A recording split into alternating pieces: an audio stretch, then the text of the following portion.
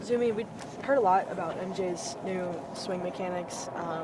What were those conversations like with him over the off season, and what have been how has it translated so far into spring?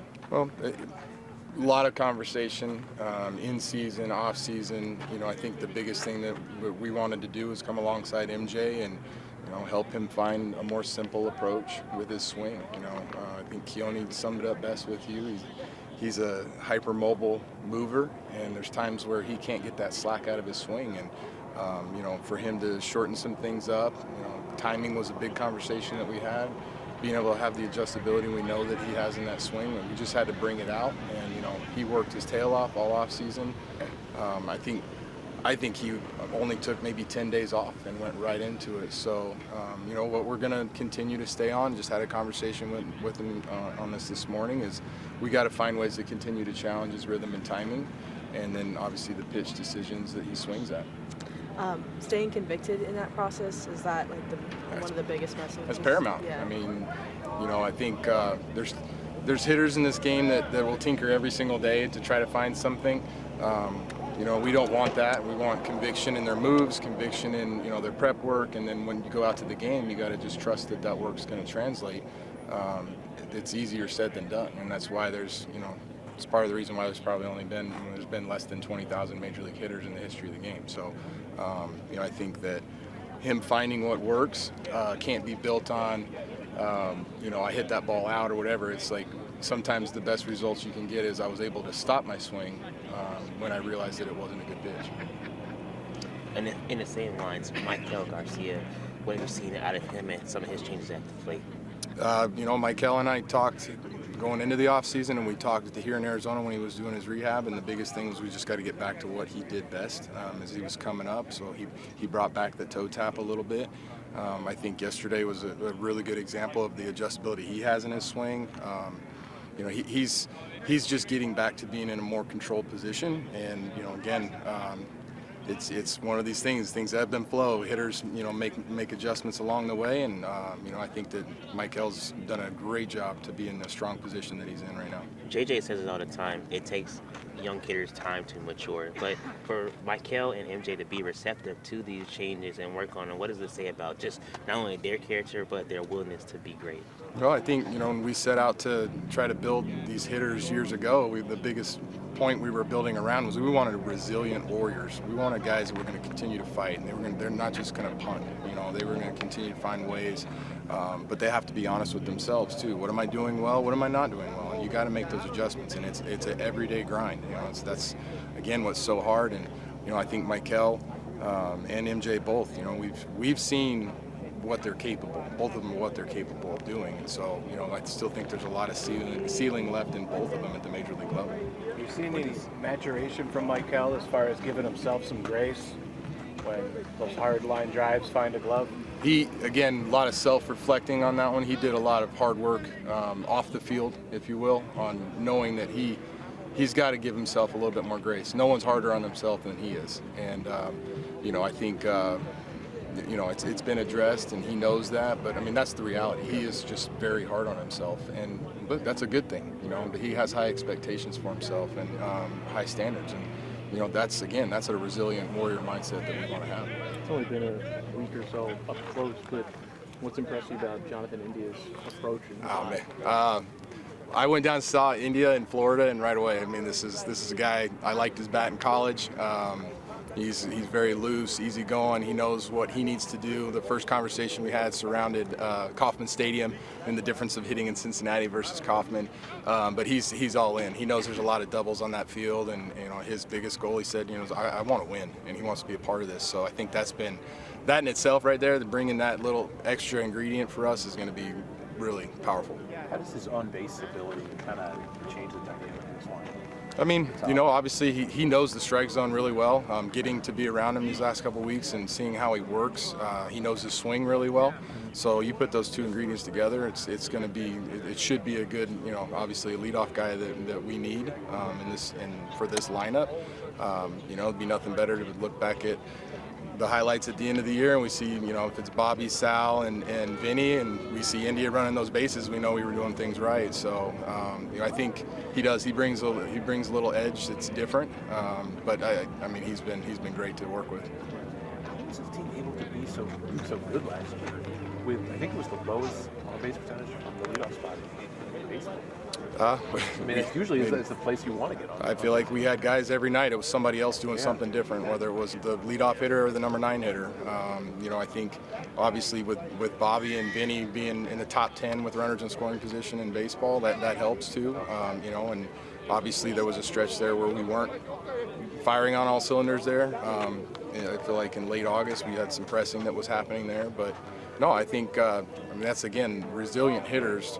Can't just rely and hang our hat on one person to do all the damage. So we just got to get on base and put pressure on the opposing teams. That's how it works. And what Jonathan does in that regard, like that discipline of the plate and everything, do you think that could translate to the rest of the group?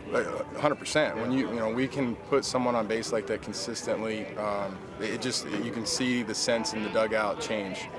From that standpoint, and the way Damon Hollins coaches our base runners, we're going to run with our hair on fire. So those first to third, second to homes, we're going to always looking to take that extra 90. He has that in his DNA already. So like just having that and another presence like that is going to change us for good.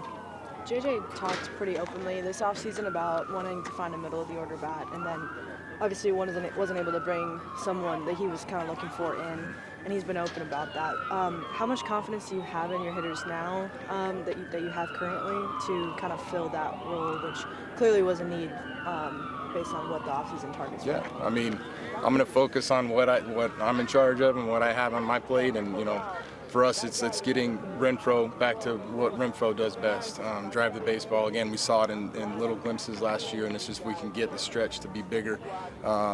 He's a game changer for us. He is that middle of the order bat.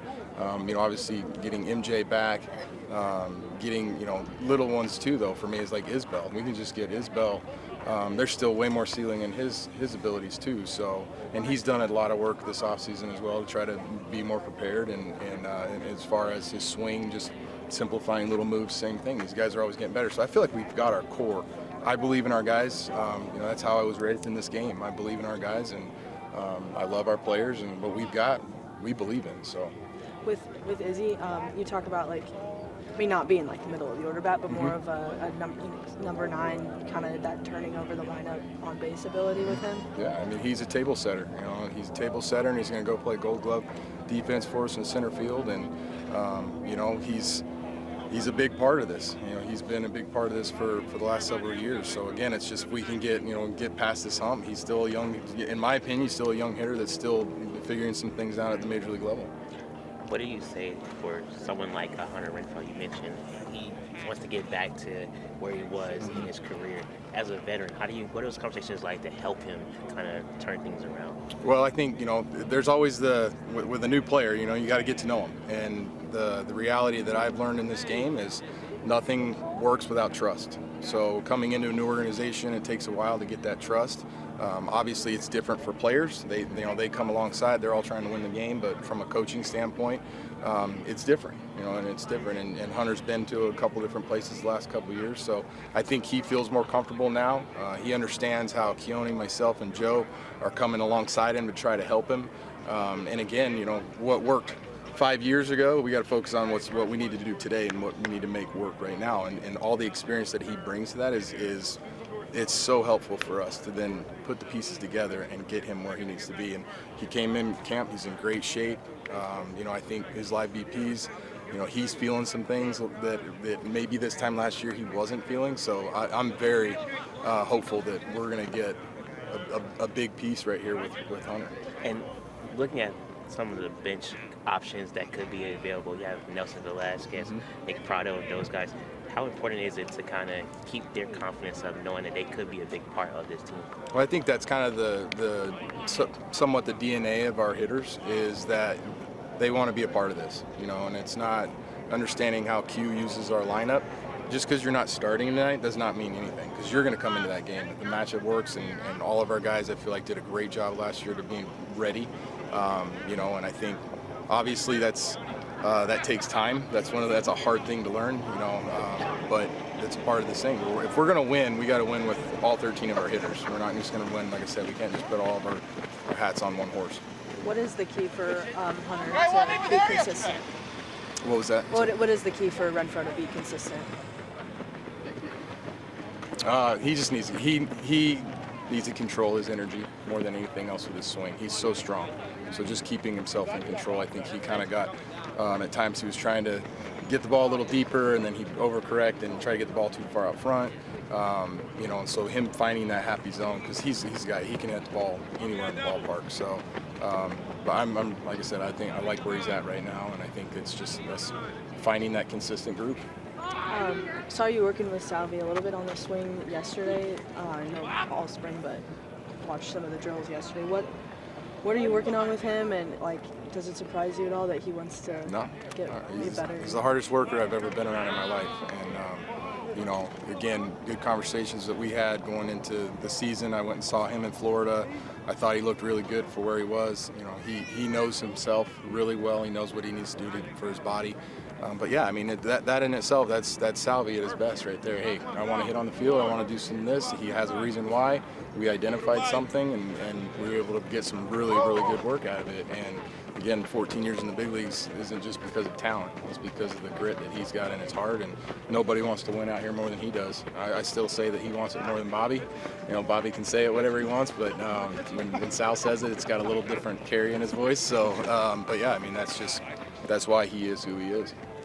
No details on Nope. what? Okay. Nope. Did you see where the balls were going? Yeah. That's all the details you need to know. Is it common for hitting coaches during the offseason to travel around and visit guys where they are? This was Q's idea this offseason. I think it was great, because we are so relational with our guys. In the past, when some of these guys weren't making as much money, they'd come see me in Kansas City. But this offseason, and we all got out. It wasn't just me. I mean, Hoover got out, Q got out, JJ went out.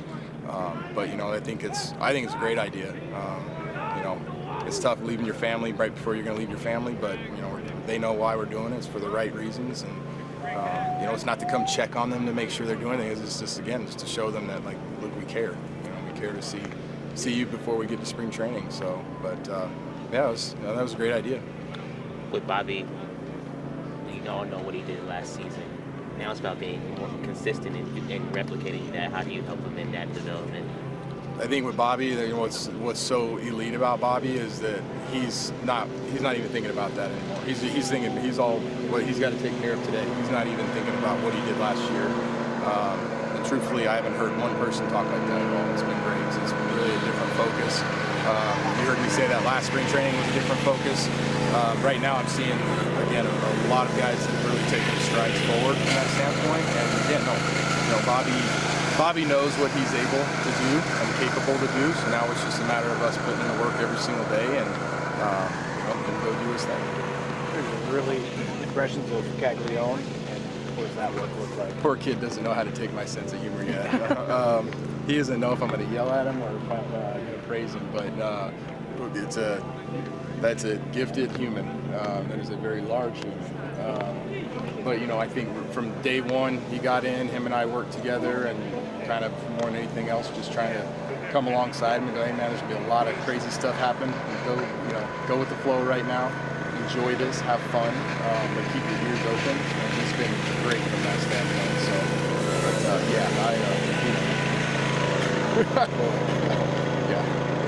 it's different. Can you compare it to what he does in BP or anything? And I hate comparisons. I hate comparisons. No, he's Cags. That's the best way I can put it. So I had full warning. Jensen had kind of given me. Me and Jensen are always together in the offseason, but Carter had given me really good insight to Cags. So.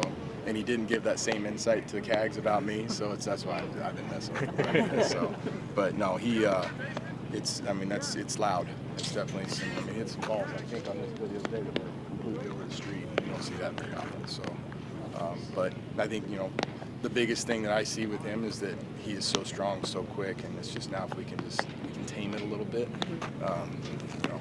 He doesn't have to do more. Is my point.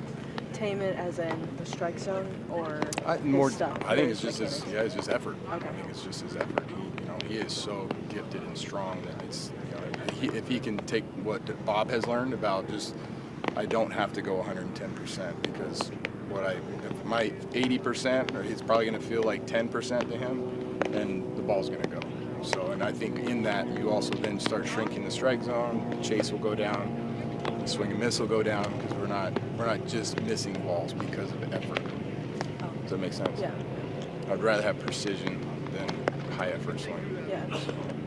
When you have an athlete like Joey Weimer, how do you work with him trying to get him to kind of put it all together? Another one. Now, he did come to KC. That was really cool. I think the first thing that we talked about early on was what happened to him last year and then his previous experiences. And I said, what do you want to do?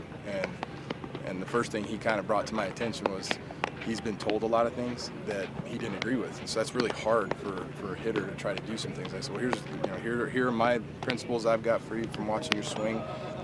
Seen him obviously the last few years from a distance, but I mean, you're talking about an incredible athlete. And in the similar vein as Cag, it's like his less is going to feel like to him really, really less, but it's actually going to be better. And what he owns about, and what I love about him so far, is that he owns that he does things differently. Again, I'm not going to label a guy like that, but you just don't see guys swing like that very often.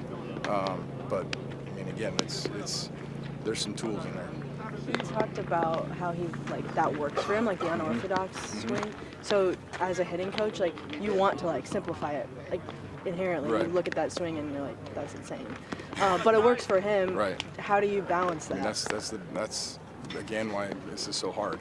You can't just cookie cut hitting mechanics. There's certain things that all the good ones do, right? But there's also, I've said this before, but if someone would have told Hunter Pence to change and do something that looked better, that would be pretty bad advice in my opinion. I think you take what they do well and you build around that. And that's where for Joey, I think that was our initial conversation. So just try more than anything else, I wanted to start with his feet. If he can stay in his feet, a lot of things will fix themselves. I think the way he took some pitches yesterday, he sees the strike zone really, really well. So again, there's some things in there that I can't quantify with the unorthodox mechanics, whatever. But there's ingredients there that say he should have better performance. Not like that's insane, but just like that you look at it and you're like, that's not traditional at all. So. No, and it's a great story now too because he was Greinke's strikeout.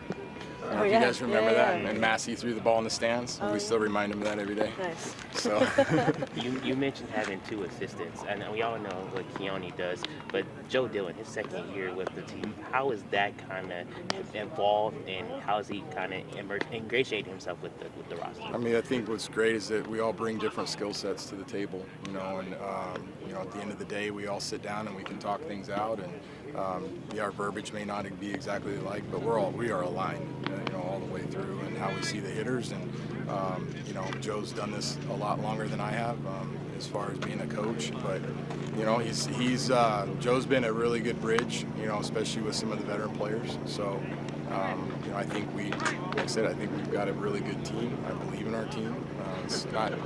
I don't know how this was ever a one-man job. I will never understand how we did it 20 years ago. But because it's a nonstop process. Has that been the trend now, having two assistants with a hitting coach, or? I think there's more teams that have two than don't. I don't know. I don't see all. I don't look at rosters a lot, coaching staffs, but I do know that there's. I mean, it's a. And Miggy Garcia. I mean, I can't leave him out. Like, Miggy helps us too. I mean, Miggy does everything. He's our Swiss Army knife. But again, you got two cages. You got people you want to sit down and show something video, whether it's information we got from R&D. There's always something going on. So it's not a dull moment. I guess the only time I'm not doing anything is when we do defense because they don't want me to get hurt.